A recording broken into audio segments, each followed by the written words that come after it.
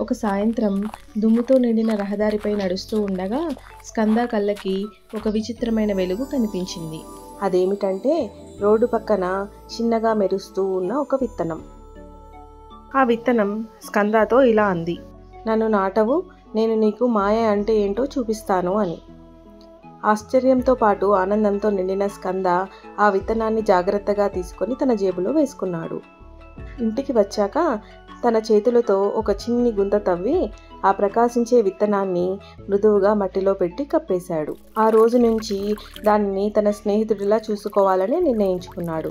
ప్రతిరోజు తన చిన్న కుండతో ఆ విత్తనం నాటిన చోట నీళ్లు పోసేవాడు. వానలు కురిసినప్పుడు ఆ చిన్న మొక్క పక్కన కూర్చొని తన చేతులతో తన శరీరంతో దానిని కాపాడేవాడు. ఎండ గాని తుఫాను గాని దానికి హాని చేయకుండా చూసుకునేవాడు. కొన్ని రోజులకే ఆ విత్తనం చిగురించింది. రోజులు వారాలుగా మారాయి. స్కంద ప్రేమతో సహనంతో ఆ మొక్క పెద్దదవుతూ చివరికి ఒక అద్భుతమైన మాయా చెట్టుగా మారింది. దాని కొమ్మలు విస్తరించి రంగురంగు పండ్లు ఇచ్చేది. ఆ చెట్టులో పక్షులు గూళ్ళు కట్టుకోసాగాయి. ఆ చెట్టు స్కందకే కాదు మొత్తం గ్రామానికి ఒక నేస్తంగా మారింది. పిల్లలు దాని నీడలో ఆడుకునేవారు.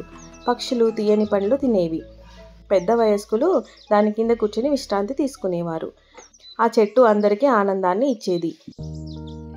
ఒక సాయంత్రం ప్రకృతి ప్రశాంతంగా ఉన్న సమయంలో దాని దిమ్మపై ఒక మధురమైన ముఖం కనిపించింది.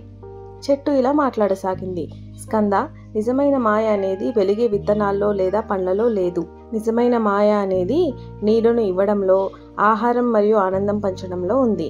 నువ్వు నన్ను ప్రేమతో చూసుకున్నావు, అందుకే నేను ఇప్పుడు చాలా మందిని చూసుకోగలుగుతున్నాను అని. స్కంద హృదయం సంతోషంతో నిండిపోయింది. స్కంద వెంటనే చెట్టుని గట్టిగా హత్తుకున్నాడు. అప్పుడు అతనికి తెలిసింది, జీవితంలో గొప్ప వరం పంచడం మరియు ప్రేమించడం అని. ఇతరులకు సాయం చేయడమే జీవితం యొక్క గొప్ప మంత్రం అని తెలుసుకున్నాడు.